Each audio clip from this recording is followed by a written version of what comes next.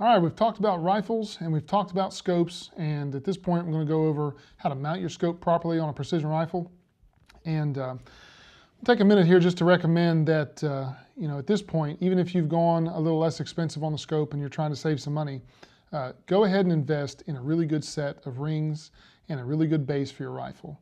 You really want to make sure you have good stuff with tight tolerances, something that's precision made, so that when you're mounting your scope, you're not going to end up putting it into a bind or having uneven clamping loads on the scope tube. The components inside the scope are pretty tightly fit, and if you put it in rings that aren't that have some taper to the bores or aren't manufactured properly, as you torque it down, you're going to end up putting stresses on the tube that's going to distort it and can cause your internal mechanism to bind up. So you may not have a good smooth parallax adjustment, or it may lock up completely. It can cause problems with the scope, and you don't want to damage your scope at this point. So invest in a good base and a good set of rings, preferably from the same manufacturer. That way you know that everything is machined with quality and held to strict tolerances. I like Seekins or Vortex stuff, which I think their precision rings are made by Seekins. And Badger Ordnance is good. Night Force makes some really nice stuff. Area 419 if you want to go towards the high end. But you will get really good quality rings and bases from them. And make sure you have a good toolkit. Make sure that your drivers are going to fit the Torx or Allen screws properly on your base and on your rings and their caps. You don't want to strip out a screw at this point. And you want to make sure that you're going to be able to put accurate torque settings on everything, because we're talking about small fasteners and relatively light amounts of torque, so 18 to 20 inch-pounds for the cap screws. So you want to make sure you get that right and don't over torque anything. One thing I want to add about picking out a scope base is that you want to make sure you're getting one with the right bolt spacing and screw size, and also make sure before you install it that the screws don't intrude into the receiver and bind up your bolt, run into the bolt or whatever. Now, when you mount your rings on the rifle, what you want to make sure of is that you keep your ring caps with the ring base and in the same orientation that you got it in. These things are precision machined, but you don't want to take a chance of maybe causing any kind of misalignment or something by turning the cap around the wrong way or mating up the wrong cap to the wrong base. So I like to just keep them together and keep them in the same orientation when I put them on the gun. That way there's no question as far as the alignment goes. So I place these on usually something like this, not clear at the back of the rail, so that I can have a little room to move it forward or backward if I need to adjust the scope once I'm going to go set my eye relief. Put these on, and then you're going to want to make sure that they are pressed to the front of the groove that they're sitting in, and pull them to one side so that the clamp can tighten down evenly. And I just get them in there till they're finger tight and make sure they're squared up and there's good alignment. All right, once you get them on there, then you can set your scope in place. All right. What I usually try to avoid is having either of the rings too close to the erector housing or too close to the objective or the magnification ring. I like to keep them as close to center as I can and spread the load out more on the tube than putting it at either end or close to the center. So at this point, you're going to want to put the caps on and try to keep the gaps even on both sides. You don't want one side of your cap to contact that base of the ring on that side. You want the clamping load to be as even as possible on both sides of the scope and not have the cap bind up. So I take these and run them in until they just touch, but I don't put any downward pressure on the scope at this point. And take a look and make sure the gap's about even on both sides. If it's not, now's the time to back off a little bit on one side and let the cap rock over to the other side a little bit. And once they're touching, you'll have the scope will start to become snug. So you'll still be able to rotate it and slide it back and forth just a little bit if you need to. But this is going to be the point where I would check the eye relief and make sure it's going to be pretty close. If I need to slide the scope back and forth a little bit, I can do that. If it's too far off, I'll take it loose and move it backwards or forwards 1 notch on the rail and see if that gets me in the right spot. So I'll show you how to check eye relief now. All right, at this point what you're going to want to do is set your eye relief for your scope. And so we're going to take a look at this on its maximum magnification and take what would be a normal prone firing position. So you want to be in line with the gun with your body, straight on behind the gun, your shoulders square, and bring the gun up to a position where you can look through the scope. Right? You have it in your shoulder pocket, pulled back. I've got this on a shooting mat so my bipods are sturdy and the gun won't slide away from me. I'm going to push just slightly into the gun, and this would be my prone firing position, okay? I'm going to relax my head on the stock and look through the scope. And I've had this set up for me before, so this is a crisp image for me at this point. But if I was too close to the scope like this, I'll see a shadow around the outer edge of the image. And if I know I need to pull my head back a little bit to clear that up, then I'm going to need to move the scope forward some. So if it's a minor adjustment, you can just slide it slightly forward in the rings at this point since we don't have it torqued down. If it's going to need a larger adjustment, you want to take the ring base loose, or you want to take the rings loose from the base and move it forward or backwards a notch on the rail so that you can get in the right position. So fine tune this. At this point, you want to fine tune it. Make sure you're getting a good crisp image and that you're not going to need to adjust your head or put yourself in an awkward position.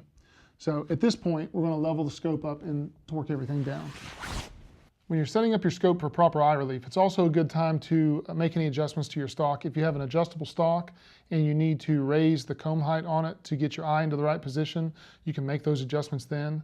Otherwise, you need to build up some foam padding or something that you can tape onto the stock like this. You want to make sure that you're resting your head on the stock and not having to float your cheek above the stock to get your eye centered in the scope.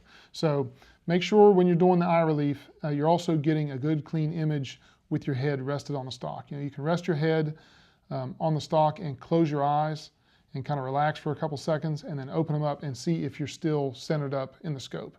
If you find that you have to raise your head up a little bit, you're going to need to add a little more padding.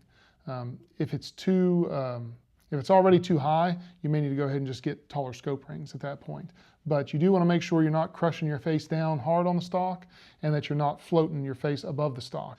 All right, at this point I'm going to level the scope up to the rifle before I put the final torque on the caps and finish the installation.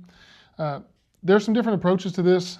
Some people like to use a plumb line or something like that to get a good vertical line as a reference and then get behind the gun and adjust the scope to that.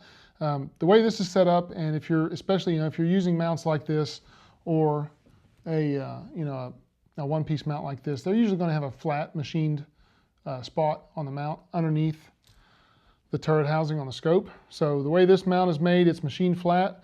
The bottom of the scope is also machined flat, and it makes it easy to set this up and get it true to the gun and level. So what I use is a feeler gauge set, and prior to doing this, I'll just mess with the feeler gauge a little bit and mock everything up, kind of try to get the feeler gauge in there, figure out how thick of a stack I need to fill that gap and just have a little bit of resistance to it so that it holds the scope flat.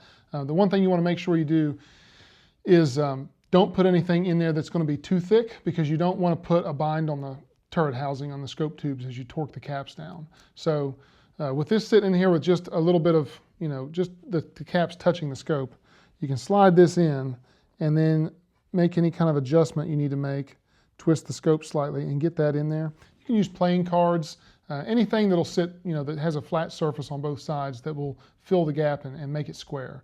So once that's in there like that, I'm going to use this Borka torque wrench, and these caps get set to 18 inch-pounds. Make sure you don't over torque things. Like I said, you want to get a good torque wrench, make sure you're torquing it properly, and you don't want to over torque the caps because it will put too much pressure on the tube and can cause damage to the scope. So I'm going to start by just putting a little bit of pressure on these in a crisscross pattern at the back. Now it's snug there. That's snug. Make sure you can still move your spacer around and it's not going to bind up.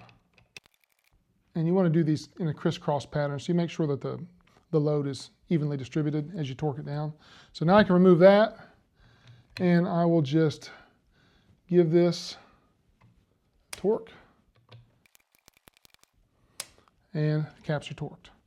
Now the base gets torqued to 45 to 50 inch-pounds on this, so I'm going to have to go to, let's see, the other side here. And then I can torque these. Start out by getting them snugged up, a little bit tighter. All right, now everything's torqued and you're ready to go. The last step you're going to want to do in your scope setup is you'll have to set your ocular focus to make sure that your crosshair is in focus when you're shooting. And you got to check with the manufacturer to see how they recommend doing that. Some of them have different procedures for it, but generally speaking, you're going to want to set your parallax to infinity and get behind the scope where you can look at something with a plain background like a white wall or you know, or aim at the sky or something like that. And you'll twist this diopter ring. It may have a locking ring, it depends on how the scope's set up, but you'll twist this in both directions and watch for the reticle to go in and out of focus. And then, and one method is quickly go past the focal point to where it blurs up in one direction, and then quickly go past it again in the other direction. And then look away from the scope for a second, look back through it, and just give it a quick twist kind of back to the middle point and see if it sharpens up. And then to check it, you're going to want to close your eye or look away for a couple seconds and then glance back through the scope. You don't want to give it very much time, just a quick glance and see if it is immediately in focus. Your eye will adjust if you look for more than a second. It'll focus on the reticle and you won't really be able to tell if it's out of focus or properly adjusted that way. So take a little time with this, do some quick checks, you know, play with it back and forth and glancing through the scope, and you want to get it to where it's finally focused, right? Once that's done, it's set for your eyes, and so unless your vision changes or something, it's going to be adjusted to you properly at that point. The magnification setting you use for that, just see what the manufacturer recommends. Sometimes you might, you know, some of them might recommend doing it maximum power, some might have it at like half setting. You know, you just want to get it to a point where you can see a good crisp image of the reticle. So if it's too small on a first focal plane scope, you have the magnification back down too much, you may not be able to get a good read on it. So you just want to get it set somewhere that you can get a good image of it, you know, through the scope, and then make sure it is perfectly focused to your eye. At that point, the only thing you have to worry about is adjusting your parallax when you go out shooting and you're going to, you know, move from target to target. You're always going to want to make sure that as you change the distance you're shooting, you take a moment to refocus your parallax and make sure that you work the parallax out of the image so that your crosshairs are, you know, properly situated on the target. So I hope that covers everything. If you got any questions, leave them in the replies and I'll try to get to them.